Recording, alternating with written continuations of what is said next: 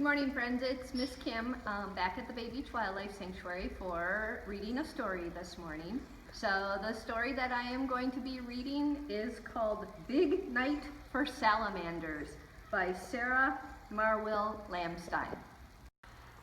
Secretive creatures dwell in the forest under crumbling logs and stones and fallen leaves, hiding by day, emerging only at night.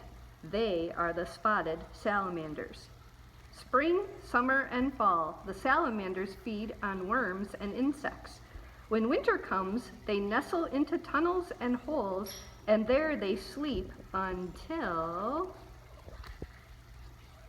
spring rain patters on the forest floor, seeping into the ground, loosening the soil.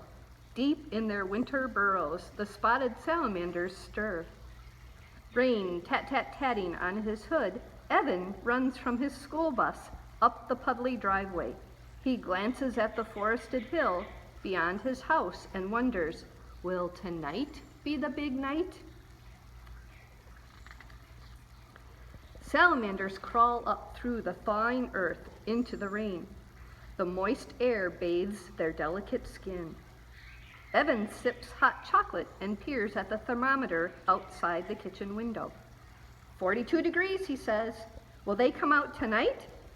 Temperature's just right, says his mother.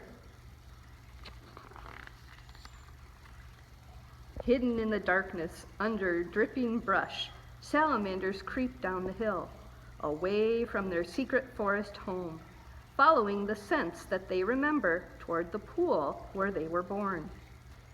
At dinner, Evan's question floats above the raindrops' noisy chatter. Is tonight big night, he asks. Could be, his father says.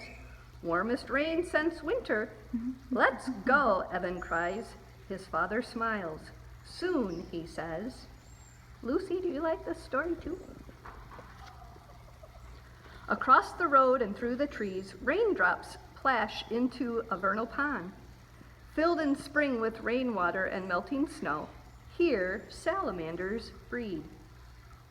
Evan clears the dishes from the table, then leaps for his raincoat. I'm ready, he calls. He grabs a flashlight off the shelf. His mother laughs. Hold on, she says. She wraps his flashlight in pink plastic. You don't want to startle them with the glare.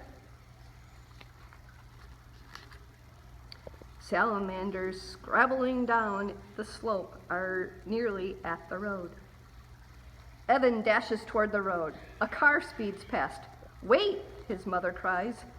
Evan rushes back and tugs his parents' hands. Hurry, he says. We have to help them. What do you think they're doing? Evan casts his light from side to side. Where are they, he asks. He bends quickly toward the road. Here's one, he cries, but he sees it's only a twig swirling past in the pelting rain. Where are they, he demands. The rain comes down harder, pum-pumming on Evan's hood. A salamander inches silently onto the hard, wide-open road. I see one, Evan cries. He stuffs his mittens in his pocket and runs to the salamander. He holds his hand out in the rain. Then, with wet fingers, he lifts the soft, small body, smooth as a rubbery toy. Hey, hi, he says, gazing at the creatures he's waited a whole year to see. You're back! The salamander smells like rain. Look, he's holding him very gently. Evan carries the salamander across the road and puts his hand down in the leaves. You're safe now, salamander, he says. Now go. The salamander's belly skims past his palm, her thin toes tickling Evan's fingers. The salamander steps away from the boy's smooth fingers and edges down the brushy bank, journeying toward the vernal pond. Evan hears a motor. He jumps to the roadside and waves his flashlight up and down. A car slowly rolls to a stop. You folks all right? Asks the driver. We're fine, his father says, but the salamanders... Another salamander stops in the road, stunned by the cold backdrop and the car's bright glare. Look, he's in the road. Wait, Evan calls. He picks up the salamander and shows it to the driver. Nice critter, the driver says. They have to lay their eggs, Evan insists. Please go slowly, says his mother. The driver waves and inches his car off into the night. Evan and his mother move their lights along the road. Over here, his father calls. Evan runs to his father. 3, Evan counts. 4.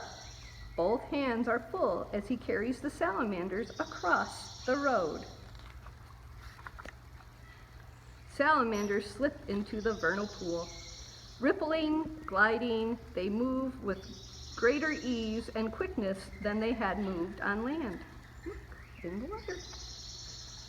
An hour passes. Evan stamps his cold feet back to warmth. 36, he calls. He spies another salamander. 37! He hops and swoops in a careful dance, watching out for salamanders. Big night, he crows. A car comes quickly. Evan waves his flashlight. Stop, he yells. Keep to the roadside, Evan, his mother warns. She swings her light in furious strokes. Evan squeezes shut his eyes. Slow down, his father bellows. The car skids to a stop. Its motor ticks above the quieter rain. Anything wrong? Asks the driver. Slowly, Evan opens his eyes. He sees the road is clear of salamanders, and he lets out his own breath. I'll be right back, Evan calls. He races up the driveway. The kitchen light is bright.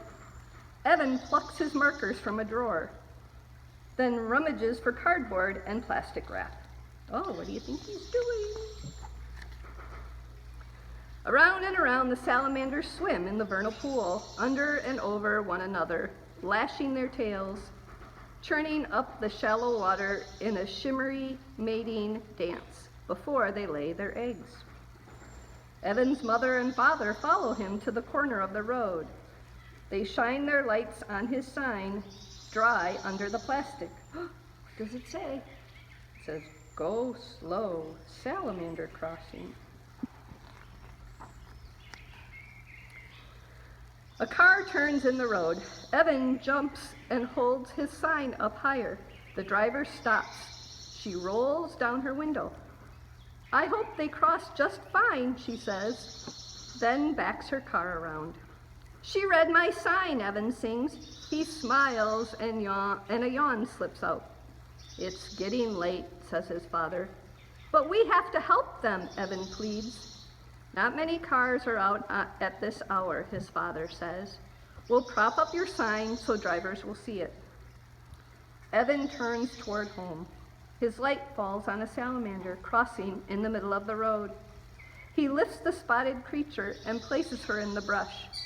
You'll make it, salamander, he whispers. Now go. Over a week of nights, the salamanders breed and lay their eggs in the vernal pool. Then they leave the pool and crawl back to the forest. Several weeks later, from the eggs in the pool, salamander larvae emerge. The larvae grow, and toward summer's end, they lose their gills and begin to breathe air. The young salamanders then leave the drying, disappearing water and journey to the upland forest, breathing in the scents of earth and plants along their way. They join the older salamanders in the forest. In late autumn, when the air grows colder, the salamanders nestle in their tunnels and holes, and there they sleep until one rainy night the next early spring. Big night.